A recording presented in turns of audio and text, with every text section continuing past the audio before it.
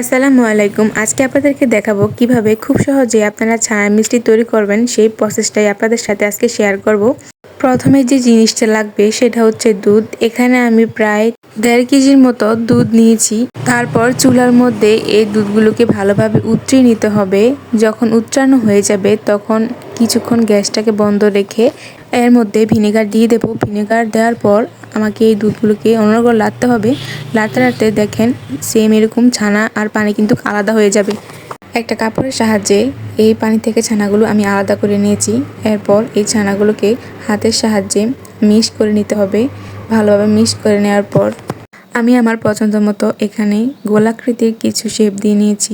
এবার একটি পাত্রের মধ্যে চিনি নিয়ে নিতে হবে। আমি আমার পছন্দ মতো যতটুকু মিষ্টি খাই আমি সেই পরিমাণের চিনি দিয়ে দিচ্ছি। এবার এই চিনির সাথে পরিমাণ মতো পানি দিতে হবে। তারপর দিয়ে দিচ্ছি এলাচ, তেজপাতা।